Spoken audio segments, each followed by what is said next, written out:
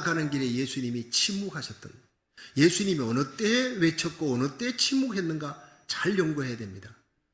우리가 사순절을 맞이해서 예수님 십자가 가는 그 길에 주님께서 어떨 때 외쳤느냐, 어떨 때 침묵하셨느냐 살펴보고 은혜 받는 시간 되기를 주의 이름으로 축원합니다. 첫째로 예수님은 복음을 전파할 때 외친 거예요. 우리 다 같이 디모데후서 4장 1절 2절을 읽어봅니다. 시작. 하나님 앞과 산자와 죽은 자를 심판하실 그리스도 예수 앞에서 그의 나타나실 것과 그의 나라를 두고 엄히 명하노니 너는 말씀을 전파하라. 때를 얻든지 못 얻든지 항상 힘쓰라. 범사의 오래 참음과 가르침으로 경책하며 경계하며 권하라. 자, 여기서 너는 말씀을 전파하라. 이게 십자가입니다. 부활, 예수님의 말씀, 복음 전파하라. 때를 얻든 못 얻든 흘러가는 그 시간 속에 시간을 빼앗아라도, 나를 위한 시간을 빼앗아서라도 하나님의 복음 전하는, 전도하는 일에 힘쓰라는 것. 전도의 입이 열리기를 주의 이름으로 축원합니다. 제가 일생에 가장 아팠던 기억이 지금도 생생합니다. 제가 신학대학원을 마치고 정농동 성덕교회, 청량리 옆에 전농동 성덕교회 청년부 담당으로 부임을 했습니다. 그런데 전임 전도사지만 청년부를 또 윤주일학교를 맡았는데 청년부 아이들 훈련을 잘 시켰어요. 도봉산 막 기도원에 가서 기도시키고 사형리 전도 훈련 해가지고는 그 다음 집집마다 가가호호 방문하면서 막 전도 훈련 시키고 열심히 갓 임관한 소위처럼 말이죠. 뭐 원칙대로 가르치는 거예요. 기도하고 아주 뜨거웠습니다. 그래 이제 제가 잘 숙달된 조개로부터 시범이 있겠다. 군대 갔다 오신 분은 이 용어를 잘 알죠. 제가 일단은 시범을 보이겠다. 따라와라. 한 20명의 청년들 끌고 그리고 각 집마다 다니면서 전도는 이렇게 하는 것이다. 사형리를 갖고 전도했어요.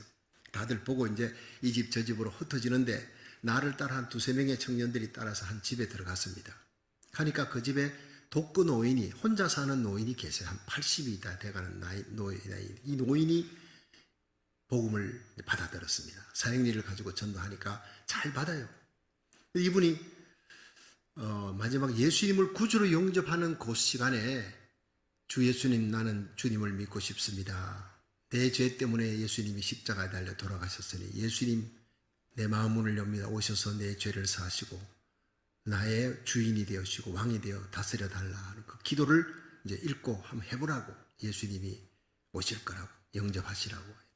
가만히 생각하더니 내가 80년 동안 80평생을 불교를 믿고 부처님 섬겼는데 이거 하루아침에 이래 되는 게 힘듭니다. 입이 열려지기가 힘드니까 한 주간만 시간을 달래서 안 된다고. 한 주간은 너무 멀다고. 그러니까 그러면 내일 하루만 시간 달라고. 그러니까 이 어르신 앞에 내가 그걸 양보를 내가 못하겠더라고. 그래서 내일 하지 말고 오늘 여기서 하시라고. 어르신 여기서 하시라고 할아버지 하니까, 아니 하루인데 80년을 기다렸는데 하루를 못 기다리냐. 그러니까 하루만 시간을 달라. 그래서 제가 알겠습니다. 내일 이맘때 꼭 오겠습니다. 꼭 예수님 영접하십시오. 갔어요. 저는 당연히 그날 다음날 그 자리에 갔고 예수님을 할아버지가 영접할 줄 알고 갔는데 그 대문 앞에 초롱이 달려있는 거예요. 누가 죽었다는 거 아니에요. 깜짝 놀라서 밀치고 들어갔더니 어젯밤에 할아버지가 죽었대요. 가스로, 연탄 가스로. 할아버지가 자살한 게 아니에요. 연탄 가스 사고였어요. 사고로 죽은 거예요. 그 할아버지에게는 내일이 없었어요. 그날이 바로 마지막 날이었어요. 기가 막힌 거예요. 할아버지 나하고 약속했잖아요. 예수님 만나기로. 그 툇마루에 앉아서 그렇게 내가 눈물을 흘렸어요. 그 영혼이 지옥 같다 생각하니까 막 말할 수 없는 후회감이 몰려오는 거예요. 내가 좀 더 매달릴 걸. 좀 더 간절히 내가 전도할 걸. 한 번이라도 더 예수님을 영접하라고 매달릴 걸. 돌아오는 내내 눈물 흘렸어요. 기가 막힌 후회가 되더라고요. 여러분, 보라, 지금이 은혜 받을 때요. 지금이 구원의 날이라 그랬어요. 다니엘서 12장 3절에 보면 지혜 있는 자는 궁창의 빛과 같이 빛날 것이고 많은 사람을 옳은 대로 돌아오게 한 자 하늘의 별과 같이 영원토록 비치리라. 우리 일생에 가장 바쁜 일, 급한 일, 복음 전하는 일보다 더 급한 일은 없는 줄로 믿으시기 바랍니다. 내게 주어진 오늘이라는 그 시간에 내게 붙여준 그 사람들에게 입을 열어 복음을 전하는 하루하루가 되어 수많은 영혼을 지옥에서 천국으로 우리 주님께로 흑암의 권세에서 하나님의 사랑의 아들 예수 그리스도의 품으로 안기는 천국 백성이 되기를 주의 이름으로 축원합니다. 두 번째는 예수님은 죄를 책망할 때 입을 열었어요. 외쳤어요. 마태복음 23장 13절로 한번 읽어봅니다. 시작. 화 있을진저 외식하는 서기관들과 바리새인들이여 너희는 천국 문을 사람들 앞에서 닫고 너희도 들어가지 않고 들어가려 하는 자도 들어가지 못하게 하는도다. 자, 이 화 있을진저 서기관과 바리새인들이요, 이들은요 율법을 만드는 사람, 또 율법을 지키는데 앞장선 사람인데 이 무거운 짐을 사람들에게 매여놓고 천국 가는 길을 막고 있어요. 그러니까 외식하는 자들이라고 막 책망합니다. 죄와 허물을 책망합니다. 이사야 58장 1절에 보면 크게 외쳐라, 아끼지 말라, 내 목소리를 나팔같이 날려 내 백성에게 그 허물을, 야곱의 집에 죄를 구하라, 회개를 구하라는 거예요. 주님은 세상에 불의가 날뛸 때 그 불의를 놓고 참고 있으라 그러지 않았어요. 외쳐라, 책망하라, 죄를 책망하라는 거예요.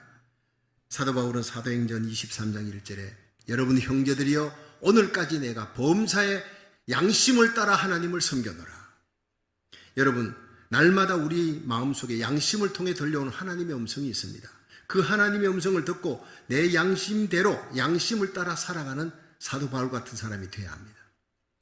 우리 성도들이 양심을 통해 들려오는 하나님의 명령대로 이 불의하고 패역한 시대에 쓰나미같이 몰려오는 이 불법과 불의 앞에서 아이고 내가 이거 뭐 막는다고 막혀지는가, 뭐 연못에 돌 던지기지, 아무리 세상 사람들이 그렇게 얘기해도 기도원의 300용사로 12만 5천을 쳐부수시는 하나님을 믿으시기 바랍니다.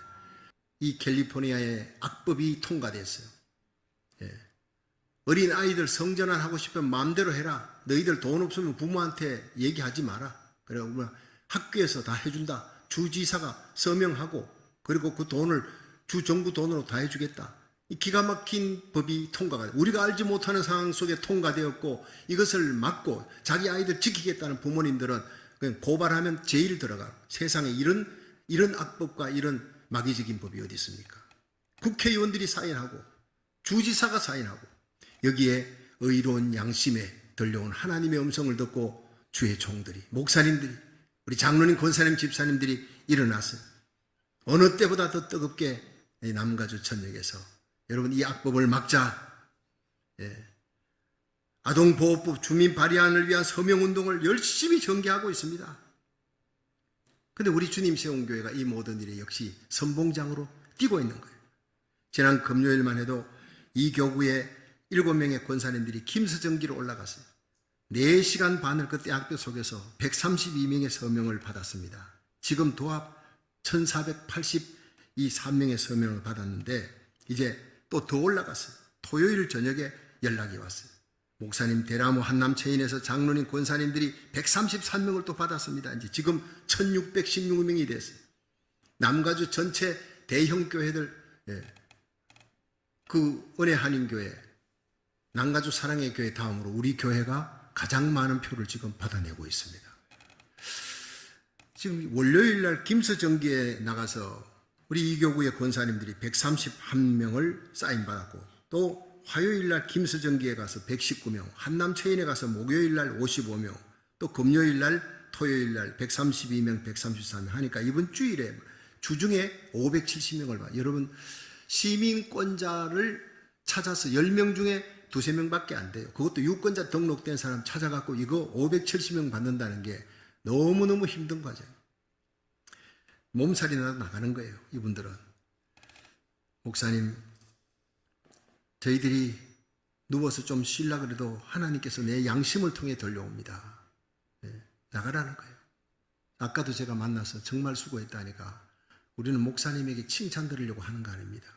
내 양심을 통해 들려온 하나님의 음성을 듣고 나가는 겁니다. 우리 교인들 똑똑해요.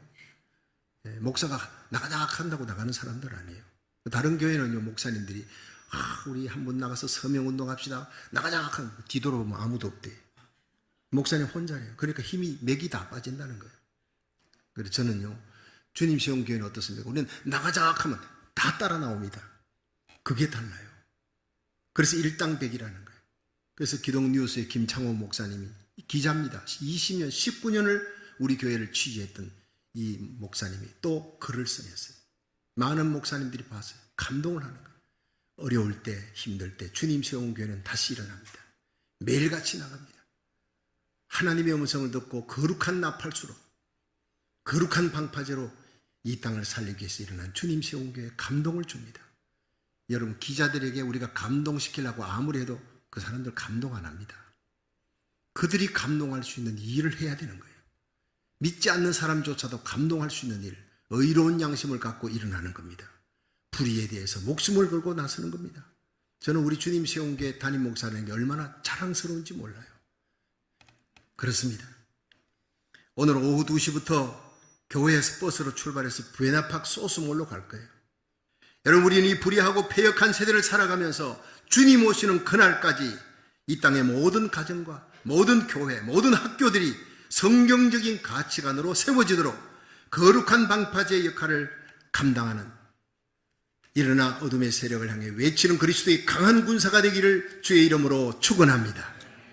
근데 주님이 침묵을 지킨 경우도 있습니다. 끝까지 침묵을 지킨 경우, 첫째는 비난 앞에, 예수님 자신을 비난하는 자들 앞에 침묵하셨던 거예요. 마태복음 27장 11절에서 14절 같이 읽어봅니다. 시작. 예수께서 총독 앞에 서서매 총독이 물어 가로되 네가 유대인의 왕이냐? 예수께서 대답하시되 내 말이 옳도다 하시고 대제사장들과 장로들에게 고소를 당하되 아무 대답도 아니하시는지라. 이에 빌라도가 이르되 저희가 너를 쳐서 얼마나 많은 것으로 증거하는지 듣지 못하였느냐 하되 한마디도 대답지 아니하시니 총독이 심히 기이 여기더라. 아멘. 예수님이 빌라도 법정 앞에서 많은 사람들이 고소를 하되 예수는 한 말씀도 대답지 아니하시니라. 이렇게 나옵니다. 대단한 용기예요. 할 말이 없어서 가만히 있는 거 아니에요. 사실이 아니기 때문에, 예수님을 향한 모든 고소가 사실이 아닌 거짓이기 때문에 예수님은 변명할 가치가 없어요. 이 용기를, 강한 자의 용기, 하나님의 용기, 진정한 신적인 용기라 이렇게 얘기합니다. 아브라함 링컨 대통령은 정적들이 그를 비난을 많이 했어요. 그때 이렇게 얘기했어요. 저들의 비난이 사실이라면 내가 대답할 필요가 없다. 변명할 필요가 없어. 그런데 사실이 아니라면 더더구나 변명할 필요가 없다. 그리고 위대한 사람이 탄생하는 거예요. 예수님 닮은 사람이죠. 여러분, 우리가 주님 일 하면서 주님 일 따라가다가 보면 억울하게 비난받습니다. 예수님처럼 한꺼번에 예수님을 고소하고 빌라도의 법정에서, 예수님이 가만히, 예수님이 법정에 서셨어요. 예수님 따라가려면 어떤 억울함 속에서도 나를 향한 억울함에 대해서는 침묵하는 사람이 되어야 된다. 이걸 가르쳐 주는 거예요. 영혼의 감독관, 우리의 목자 예수님의 침묵을, 자기 자신을 향한 모든 비난에 침묵을 배울 수 있기를 주의 이름으로 축원합니다. 그런 사람들이 천국에 합당한 사람이라는 거예요. 둘째로 예수님은 약자 앞에 침묵했습니다. 요한복음 8장 7절에서 9절 한번 읽어봅니다. 시작. 저희가 묻기를 맞이 아니하는지라 이에 일어나 가라사대 너희 중에 죄 없는 자가 먼저 돌로 치라 하시고 다시 몸을 굽히사 손가락으로 땅에 서시니 저희가 이 말씀을 듣고 양심의 가책을 받아 어른으로 시작하여 젊은이까지 하나씩 나가고 오직 예수와 그 가운데 섰는 여자만 남았더라. 자, 여러분, 이 잘 아시는 얘기인데 사람들은 흔히 강자 앞에서는 약해지고 약자 앞에서는 강해지는 속성이 있어요. 근데 예수님은 거꾸로입니다. 강자 앞에서는 강합니다. 한없이 강해지고 약자 앞에서는 한없이 약해지신 분이 예수님이에요. 우리는요, 무식한 사람이 있어요. 그 사람이 뭐 좀 뭘 모른다 그러면요, 반드시 그거를 내가 아는 거를 또 밝혀서 가르쳐주고 훈계를 해줘야, 그런 속성이 사람에게 다 있어요. 서울에 한 아주머니가 택시를 탔습니다. 택시를 탔는데 그 기자 아저씨한테 이거 호텔 이름을 깜빡 잊어버렸네요. 기자 아저씨, 호텔에 가야 되는데 그 호텔 이름이 속옷하고 되게 닮은 이름이었는데 참 난민구하고 되게 닮은 이름이었어요. 그 호텔 이름을 모르고 자꾸 뱅뱅 돌면서 속옷 이름하고 닮았다 하고 난민구하고 이름이 비슷하다 이러니까 그 기사 아저씨가 알았습니다. 씩 웃으면서 그냥 씩 가는 거예요. 그러더니 메리앗 호텔 앞에 딱 세워주더래요. 아, 맞아, 메리앗 호텔이라고. 내가 메리앗 호텔 그 외국 이름이 생각이 안 나서 메리아스라고 생각했다가 결국에는 난민구로까지 생각해요. 근데 어떻게 난민구 얘기했는데 이걸 메리앗 호텔 딱 알아차리고 가는 사람도 훌륭한 사람이에요. 그거 아주머니 그 무식하게 말을 그렇게 난민구라니 그건 메리아스입니다. 이렇게 얘기할 수 있는데 알면서도 참아주는 거예요. 그분의 자존심을 세우기 위해. 그래서 참 아저씨 대단합니다. 어떻게 내 말을 다 알아듣고 그렇게 바로 도착지를 찾으십니까? 그 기사 아저씨가 하는 말이 또 기가 막힌 얘기를 합니다. 이건 아무것도 아닙니다. 아주머니 지난주일에는 어떤 아줌마가 올라타더니 전설의 고향으로 갑시다 그래. 그래서 자기가 알아서 예술의 전당으로 가져왔다고. 무식한 사람 앞에 유식한 체를 하지 않고 겸손하게 너그럽게 받아주는 아량 얼마나 멋있습니까? 여러분, 예수님이 서기관과 바리새인들이 간음 중에 잡힌 여자를 끌고 왔어요. 그럼 그 자리에서 잡든지 재판소에 넘기든지 돌로 치든지 하면 될 텐데 왜 예수님께 끌고 왔느냐? 예수님 잡으려고요. 예수님이 원수까지 사랑하라 이러니까 다시는 사랑 얘기하지 못하게 예수님 이 가늠한 여인 잡았는데 모세의 율법에 의하면 돌로 쳐 죽여라 했습니다. 다 돌로 들고 왔는데 돌 들고. 예수님 죽일까요? 살릴까요? 그러니까 예수님이 한 말씀도 대답지 않고 땅바닥에 주저앉아서 무릎을 꿇고 손가락으로 땅에 글을 씁니다. 침묵하고 있습니다. 이들은 이제 막 성기를 잡았다고. 예수님이 꼼짝 못한 말을 못하니까요. 올무에 씌웠다. 자기들이 예수님을 이제 꼼짝 못하게 했다. 계속 추궁합니다. 죽일까요? 살릴까요? 자, 죽이라 하면 어떻게 됩니까?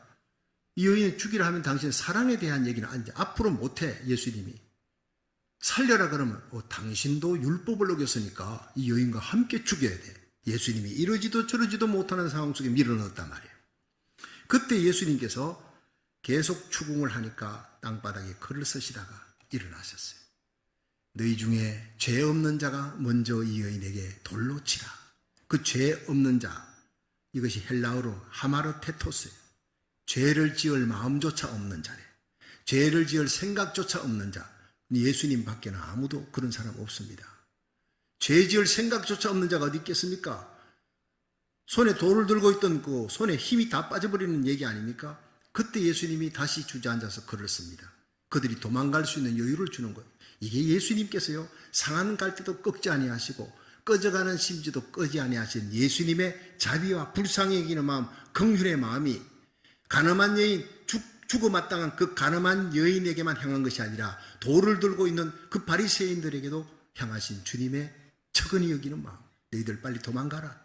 내 안 볼 테니까 너희들 돌 들고 있던 건 놓고 이 여인 정죄하려 하지 말고 도망가라.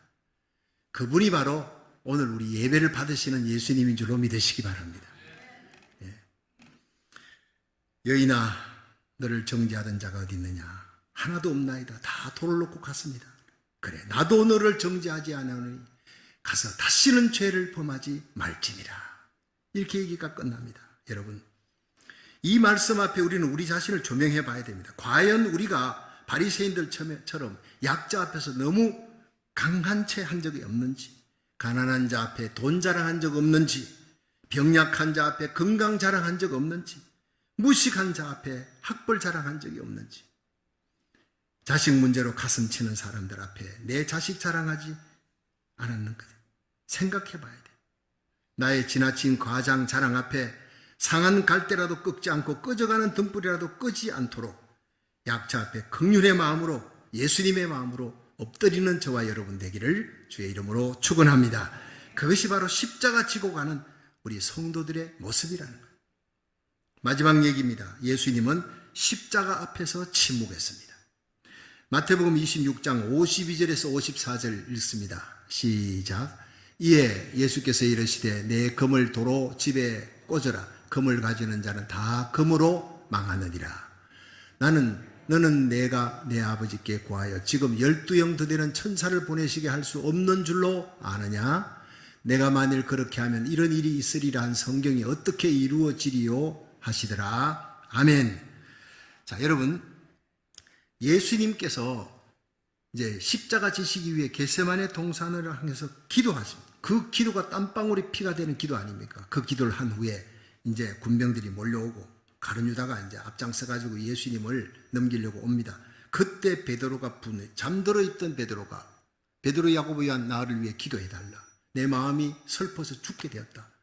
근데도 깨어 기도하지 않다가 예수님 끌려가니까 벌떡 일어나 가지고 칼을 빼 가지고 그리고는 대제사장 쪽 말고의 귀를 내리칩니다. 그때 예수님이 말고의 피투성이 된 그 귀를 잡아다가 다시 붙여주면서 금을 다시 꽂아라.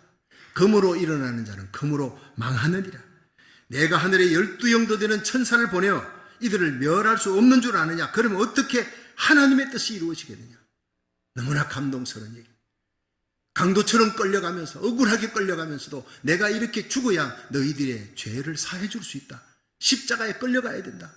내가 12영 되던 하늘에 12군단의 천사를 보내어 이들을 멸할 능력이 없는 줄 아느냐. 할 수 있다. 그렇지만 내가 십자가에 끌려가야 죽어야 하나님의 뜻이 이루어지고 너희들이 구원받게 되는 거라. 아버지께서 주신 잔을 내가 마시지 않겠느냐. 스스로 십자가의 길을 택하신 예수님. 그리고 가야바 법정, 안나서 법정에 밤새 끌려다닙니다. 야, 너 물을 포도주로 만들었다며? 너 지금 한번 만들어봐. 조롱합니다.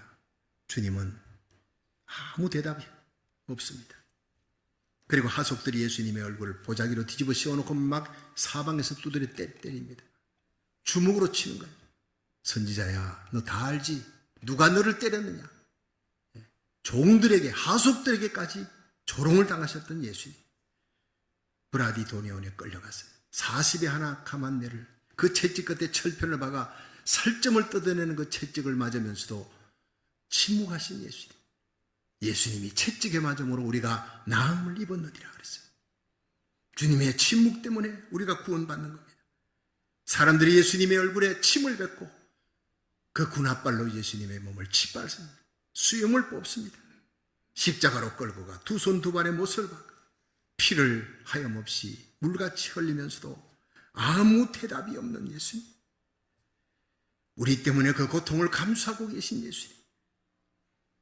그래서 예수님의 고통, 그 아픔, 그 침묵을 이사야 53장 5절은 이렇게 기록합니다. 그가 찔림은 우리의 허물을 인하며 그가 상함은 우리의 죄악을 인하며 그가 징계를 받음으로 우리가 평화를 누리고 그가 채찍에 맞음으로 우리가 나음을 입었도다. 우리는 양 같아서 그릇 행하여 각기 제 길 갔거니와 우리 무리의 모든 죄악을 다 그에게 담당시키셨도다. 그가 곤욕을 당하여 괴로울 때도 그 입을 열지 아니하였으며 마치 도수장으로 끌려가는 어린 양과 털 깎는 자 앞에 잠잠한 양같이 그 입을 열지 아니하였도다. 이사야 53장은 입을 열지 아니하고 침묵하며 그 고통의 길, 그 외로운 길, 무거운 십자가의 길을 걸어가신 예수님을 묘사하였습니다. 그랬습니다. 주님은 침묵하셨습니다. 사람들 앞에도 하나님 앞에서도. 드디어 입을 열 때 옆에 달린 강도가 예수님을 조롱하면서 너 많은 기적을 행했잖아. 이 십자가에서 내려와 우리도 구원해 달라고 그렇게 조롱할 때도 주님은 입을 열지 않았는데 오히려 오른편에 있는 그 데스마가 주여 당신의 나라가 임할 때 나를 기억하소서. 옆에 있는 강도를 향해 너와 나는 우리 죄 때문에 죽어마땅하지만 이 예수는 자기 행한 일이 옳지 않은 것이 없는 분이시다. 예수여 당신의 나라가 임할 때 나를 기억해 주시기 바랍니다. 겸손하게 눈물로 호소하는 그 강도를 향해 비로소 입을 열고 그래 네가 오늘 나와 함께 나군에 있으리라. 그 불쌍한 강도를 구원해 주시는 거예요. 그 앞에 울고 있는 어머니를 여인이여 보소서 아들입니다. 요한에게 그 아들을 예수님께서 어머니를 요한에게 부탁하는 거예요. 이제부터 너의 어머니다. 그리고 마지막에 아버지여 저들이 날 향한 그 모든 죄악을 용서해 주시기 바랍니다. 그들의 죄를 사해 주시기 원합니다. 알지 못해서 범한 죄입니다. 내 영혼을 아버지 손에 부탁합니다. 다 이루었다. 이게 예수님의 마지막 십자가의 얘기입니다. 여러분 예수님이 외칠 때 뭘 외쳐나요? 복음을 전할 때, 죄를 책망할 때, 회개를 촉구할 때 외칩니다. 여러분, 저와 여러분의 입이 죄를 책망하고 회개를 촉구하고 복음을 전할 때만 열릴 수 있기를 주의 이름으로 축원합니다. 남을 비난할 때 우리 입이 열리지 않기를 원합니다. 원망하는 입이 열리지 않기를 원합니다. 그저 감사하는 입으로 찬양하는 입만 열리기를 주의 이름으로 축원합니다.